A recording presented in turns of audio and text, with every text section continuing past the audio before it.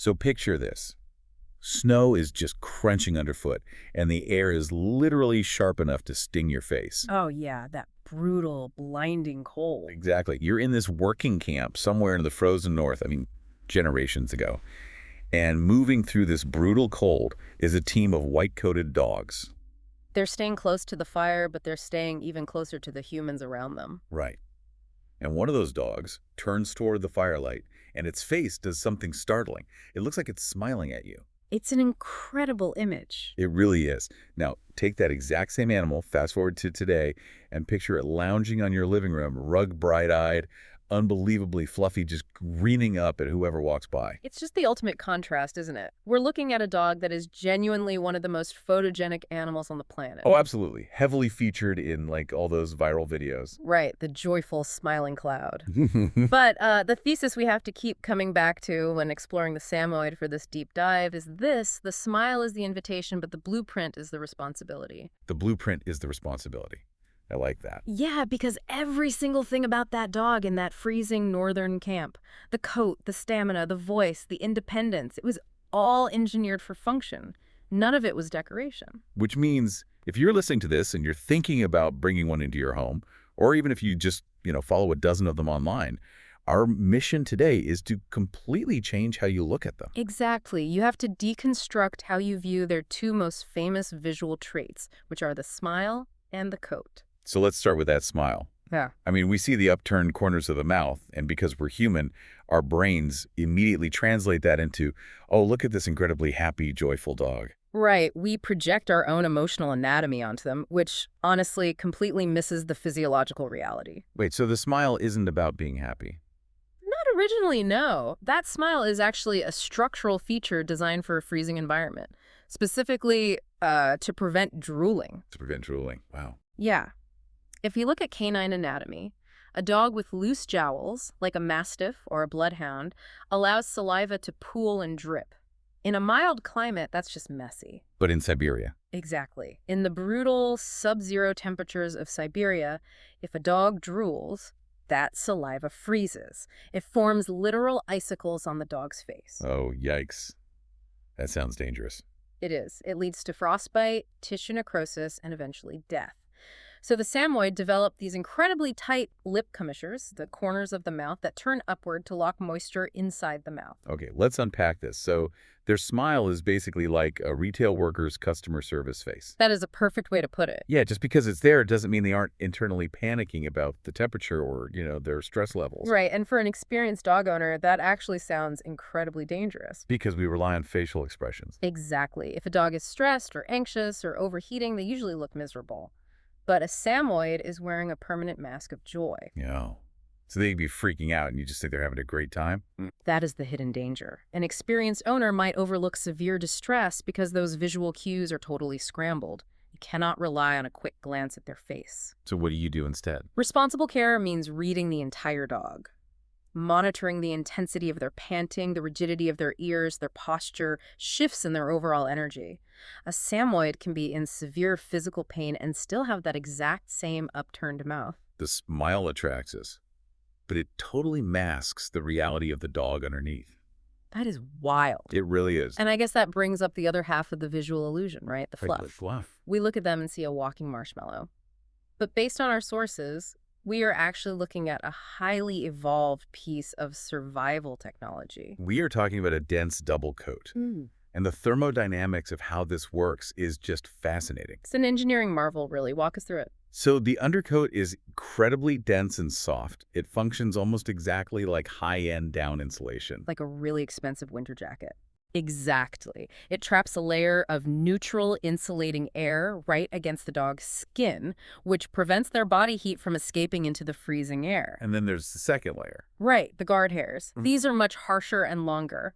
They physically block UV rays from the sun and act as a weatherproofing layer. So it repels the snow and ice. Yes, snow, ice, moisture, it repels all of it so it never reaches that insulating undercoat.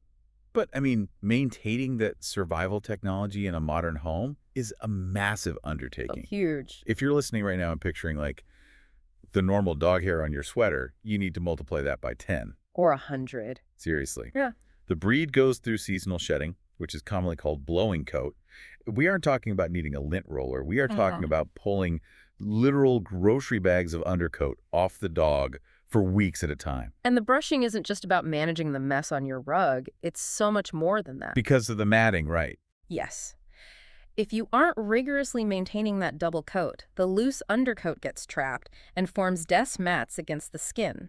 And matting destroys the thermodynamic function of the coat. And it traps moisture too, doesn't it? Yeah, it traps moisture and dirt directly against the skin, creating this horrible breeding ground for severe, painful hot spots and bacterial infections. So the daily brushing is basically a mandatory physical exam. Absolutely. By getting your hands deep into that coat on a regular basis, you're doing preventative health care, you're feeling for lumps, finding ticks, spotting small wounds before they escalate. That's exactly how owners need to view it. Wait, hold on. If we just established that their double coat actually helps regulate temperature in both directions, by trapping that neutral air, why do we need to be so incredibly paranoid about them overheating in the sun or on hot pavement? That's a really common misunderstanding. Right, because if it regulates, it seems like my biggest concern would just be making sure I never ever shave them. Which is true, right? Oh, you must never shave a double-coated breed like a Samoyed. Shaving strips away that UV protection and completely ruins their natural ability to regulate temperature. And the coat rarely regrows the same way. But about the overheating. Right, to address your pushback, the word regulation tricks people. A buffer is not a magic shield. Okay, so the coat slows down the heat transfer, but it doesn't stop it entirely. Exactly. Think of the Samoyed as an Arctic engine. Its cooling system is highly efficient for the tundra. But when you take that physical machinery, which was engineered for Siberian winters, and drop it into a Texas summer. That engine is operating way outside of its design parameters. Precisely. The coat provides a buffer, but it does not grant invincibility against direct sun, high humidity, or hot pavement. So if I'm managing this Arctic engine in a warm climate, I have to rethink my entire routine. I can't just take them for a run at noon. No, absolutely not. I'm scheduling walks for like 5:30 in the morning or really late at night. Yeah. I'm probably investing in cooling mats, checking the asphalt with the back of my hand, constantly looking for shade. Active, ongoing management is non-negotiable. You cannot just adopt the mentality of, oh, the dog will eventually adapt to the climate. Because they physically can't. He physically can't. And this is all compounded by the fact that the Samoyed is a working Spitz breed. Let's define Spitz for a second because we hear that term thrown around a lot in the dog world. Good idea.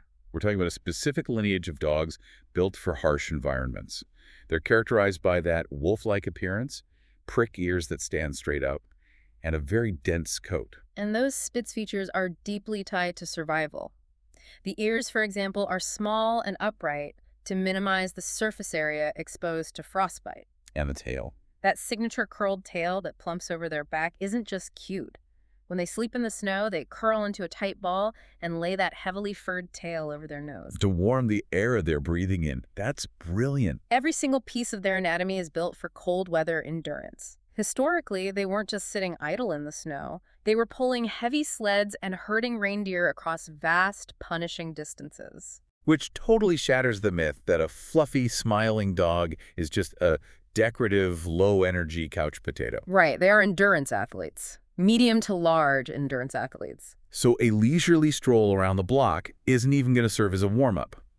Our sources mention they need a life with rhythm, which really implies a deep need for structured, ongoing work. A life with rhythm means their physical and mental energy must be actively managed every single day. They need genuine daily exercise. Like what? Safe pulling activities, rigorous hiking, complex mental engagement. You have to provide the fuel for this Arctic engine in the form of stimulation. And if that physical endurance doesn't get its needs met, if they don't have that rhythm, that working energy doesn't just vanish into the ether. No, it has to go somewhere. Right. If it isn't burned through their legs, it travels right up to their throat. Which brings us to their voice. Samoyeds are intensely vocal animals. They bark, they howl, they whine, and they have this very specific, expressive way of talking or grumbling at you. Yeah, I've seen videos of the grumbling. It's pretty funny. It is, but it's important to understand this is a feature of the breed, not a defect. That voice was bred into them because it had to carry across massive stretches of open, empty tundra. They needed to communicate with their pack and their humans over howling winds. Exactly. Here's where it gets really interesting for you if you live in an apartment. Bringing a bored Samoyed into a small space sounds exactly like moving in a highly opinionated roommate who never leaves the house, loudly complains when you leave, and occasionally chews the drywall out of sheer frustration. That is a hilarious image. But honestly, practically speaking, it's a nightmare scenario. Apartment living with a Samoyed requires an astronomically high-effort owner. Because of the noise. The noise, the stairs, mitigating the heat of a confined space, and providing nonstop mental enrichment. And you cannot expect to train the vocalization away completely. It's just who they are. Right. Today, that booming voice stems from excitement, alerting to threats, boredom, or anxiety. And a quick aside, any sudden change in their vocal patterns, like a new, sharp pitch to their bark, can actually indicate physical pain. Because they use their voice to express internal states. Exactly. But the vocalization also points to something much deeper about their psychology. They're communicating because they are desperate for connection. We touched on the history in Siberia, but their partnership with humans was incredibly intimate, wasn't it? Extremely intimate. They didn't sleep out in a kennel. The Samoyedic people brought these dogs inside their tents. They essentially used them as living blankets to survive the freezing nights. So there was no backyard dog concept for them. None. The need for human proximity is hardwired into their genetics. They are not backyard ornaments. And because they slept literally huddled with families for warmth, they are profoundly people-oriented. They aren't independent in the sense of being aloof. Not at all. And that deep historical bond means they often struggle significantly when they're left alone. And we really need to distinguish between normal dog boredom and genuine separation panic here. Yes, crucial distinction. Because if a Samoyed is just bored, they might, dig a hole in your yard or chew up a shoe. But isolation can trigger a primal panic in this breed. Because historically, being separated from the pack in Siberia meant death. Exactly. And if they're exhibiting true separation panic tearing at door frames, digging, injuring themselves, trying to escape, taking them for an extra run to tire them out isn't going to fix it. Because exhaustion doesn't cure panic. Exhaustion does not cure panic. If you are dealing with deep-seated separation anxiety, you are dealing with a psychological crisis. That requires professional behavioral help and incredibly gradual desensitization, not just more exercise. Their need for you is an instinctual survival mechanism, which actually brings up a fascinating contradiction in the deep dive sources today. Oh, the stubborn label. Yeah, they have this intense, needy closeness to humans, yet they're famously labeled in the dog world as being incredibly stubborn. How do we reconcile a dog that needs to sleep in your bed with a dog that refuses to listen to you when you tell it to come inside? We reconcile it by totally discarding the word stubborn and replacing it with intelligent. Okay, I like that. The intimacy they share with humans makes them loving companions, sure, but the harsh reality of the tundra required them to be autonomous thinkers. So what does this all mean for the average dog owner? Is independent just the polite dog trainer way of saying this dog is going to completely ignore you unless you have a piece of cheese? Well, no. Think about it like this. If you are a sled dog leading a team across the ice and you sense the ice beneath your paws is dangerously thin, you cannot wait for the human on the back of the sled to shout a command. You have to make a split-second decision to veer off course, even if the human is yelling at you to go straight. Precisely. Survival required the Samoyed to think for itself. They're thinking dogs, not defiant ones. They view themselves as your partner, not your blind subordinate. So when they ignore a command, they aren't trying to be difficult. Their brain is simply weighing the value of your request against their own assessment of the situation. Exactly. So if you're trying to train a Samoyed and you're using harsh corrections or demanding, they repeat the same sit down, stay sequence 20 times in a row in your living room. They are just going to look at me like, why are we doing this? Already proved I know how to sit. This is a waste of my energy. And then they will simply walk away. They do not respond well to harsh, boring, or overly repetitive training. You have to motivate their independent minds. They need a reason. A reason, a routine, and a relationship. You have to use reward-based training. If you can make the training an engaging puzzle rather than a chore, their intelligence really shines. Which plays heavily into how they fit into a family dynamic, too. Our sources note they're generally great with respectful kids. But respectful is the operative word there. It absolutely is. Because they're a large, enthusiastic working breed, their excitement and jumping need active management so they don't accidentally knock a toddler over. And kids have to be taught early on to never pull on that beautiful coat and never tease the dog when it's resting. We also see their working background emerge when we look at how they interact with other pets. Right, they're good with other dogs. It's properly socialized. Right. Generally, yes. But their playstyle can be highly physical and rough. Lots of body slamming and vocalizing, which can intimidate other breeds. But when it comes to cats and small animals, you are dealing with a working breed's prey drive. Right. They historically herded reindeer, which means they're wired to chase things that run away. Yeah. You can't just assume that because they have a sweet smile, they are automatically safe around your cat. No, it requires highly supervised, careful introductions. And you have to acknowledge that varying levels of prey drive exist in every single Samoyed. So if we build the profile of a successful first-time owner for this breed, they can actually be a wonderful fit, but only if you know exactly what you're signing up for. Exactly. You have to be a person who actively embraces heavy grooming, massive shedding, loud noise, and the need for significant daily physical and mental exercise. But if you're looking for a quiet, low-maintenance couch potato, a dog with an off switch that you can ignore when work gets busy, bringing a Samoyed into your life is going to be a disaster for both of you. You're asking an endurance athlete to be a throw pillow. To love a Samoyed responsibly means you have to hold both halves of the dog's reality at the exact same time.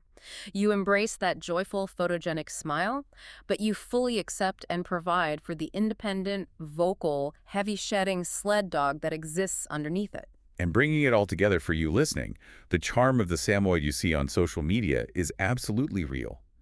But the immense amount of work behind it is just as real. They aren't a decorative internet aesthetic.